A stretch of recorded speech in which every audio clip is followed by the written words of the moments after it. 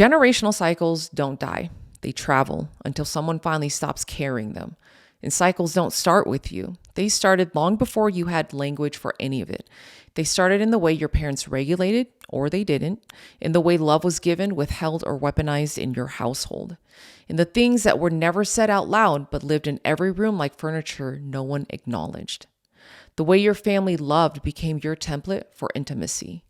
The way they fought became your template for conflict. The way they went silent became your template for safety. And you carried all of that forward without even realizing you were carrying anything at all, because it didn't feel like a pattern. It felt like life. It felt like this is just how things are. That's how cycles work. They don't announce themselves. They disguise themselves as normal. And this is how the body learns what the mind won't name. Cycles travel through stories and nervous systems. If love meant walking on eggshells, your body learned to stay hypervigilant in closeness. If affection only showed up after conflict, your body learned that chaos is the doorway to connection. If neglect was the baseline, your body learned to stop expecting and start performing. If volatility was normal, your body wired around it the way a tree grows around a fence. The tree doesn't choose to grow crooked. It just adapts to what's pressing against it. And that's what you did. You adapted. Your body built an entire operating system around whatever version of love was available to you. And it runs that system on autopilot. You don't think about it. You don't even choose it. You just find yourself repeating the same dynamics in your friendships, your relationships, your parenting, and your work. And you keep wondering why the same thing keeps happening with different people. It's not different people. It's the same pattern wearing different faces. It looks like choosing partners who are emotionally unavailable because your body reads distance as familiar. It looks like apologizing when you've done nothing wrong because as a child, keeping the peace was your job. It looks like flinching when someone raises their voice, even though you're in your 30s and you're in your own safe home. It looks like not being able to receive a compliment without deflecting it because you were never taught that you could just be good enough without earning it. What isn't healed doesn't disappear. It reenacts itself over and over again, generation after generation, until finally someone names it.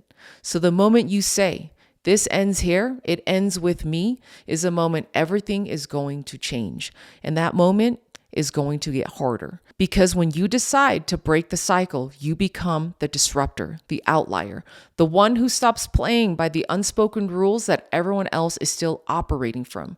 You start naming what others have spent decades denying. You set boundaries instead of bending. You stop performing for love that was always conditional. And the system that raised you, the one that needed you to stay in your role to keep functioning, completely fights back. This is the part that blindsides most people.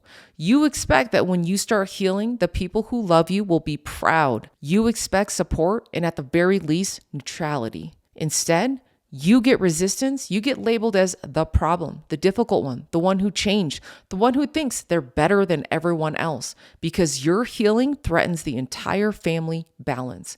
Every system has roles: the scapegoat, the caretaker, the peacemaker, the golden child. And when you stop playing by yours, the whole structure starts to wobble. Instead of thanking you for evolving, they need you to go back, because your growth is a mirror they didn't ask for. And what they see in it makes them uncomfortable.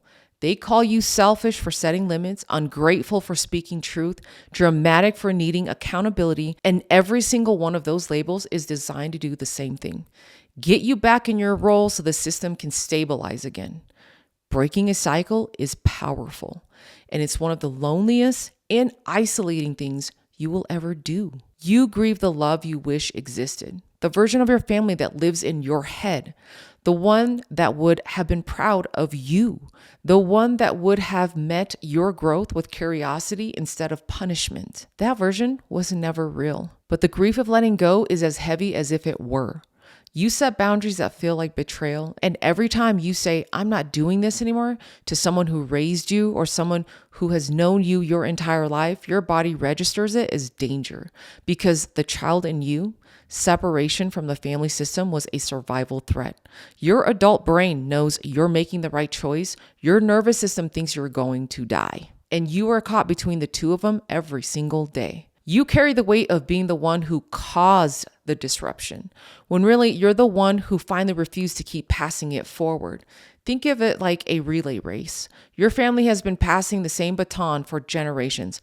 Pain, silence, dysfunction, control. Each person takes it and hands it to the next without question. And then you stop running. You look at the baton in your hand and you set it down, and everyone behind you and in front of you is furious because the race was all they knew. The race was the identity, and you refused to participate. You didn't ruin the race. You stopped pretending it was worth running for. The early days of cycle breaking feel like free fall. You've removed yourself from the only structure you've known, and you haven't built the new one yet. You're floating in the gap between who you were and who you're becoming, and that gap is so terrifying. But here's what starts to grow in that space: new patterns, new blueprints, and new ways of communicating that don't involve manipulation, silence, performance, or pain. You start learning what it feels like to love without obligation, connect without control, and to exist in a room without scanning every face to figure out if you are safe. You start building a life that your children, your future relationships, your chosen family won't have to heal from.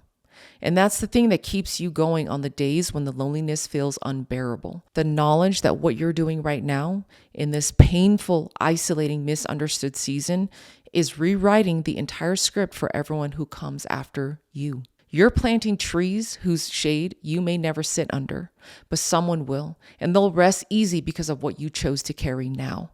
Cycle breakers are rarely celebrated in their lifetime. The people closest to the disruption almost never see it for what it is. They see betrayal, abandonment, and someone who decided that they were too good for the family. They do not see the person who is doing the hardest emotional labor of their entire life with almost no support. But generations from now, someone will know to love without fear. Someone will know to have connection without control. And someone will understand that safety does not require silence. And they won't even know your name, but they'll be living proof that you did what mattered. You need to hear this as many times as it takes to land. You are not the problem. You are not the disruption. You are not the one destroying the family. You are the one refusing to pass the destruction forward, and that will cost you. It costs you isolation, misunderstanding, estrangement, that guilt that shows up and tries to convince you that you should just go back and play your part. You can't go back though. Your nervous system has already learned what truth feels like. Your body has already tasted what it feels like to live without the weight of the role that you never chose. And once you have felt that, shrinking back into the old shape is a kind of death you're no longer willing to accept. You've now stretched your capacity to 6 feet. You cannot keep crouching down to a 4-foot ceiling, hoping that you'll fit there and be able to stay there without hurting your back. You're the cure. And cures always get rejected by the body before they're absorbed. Let them reject you. Let them misunderstand you. Let them sit in their own silence. Let them say whatever it is they want to say about you and build a narrative around that. Because what you are building is bigger than their discomfort. And what you're breaking is the last generation that has to carry this. So put the baton down. You've run far enough. If you enjoyed this episode, please subscribe, comment, and share.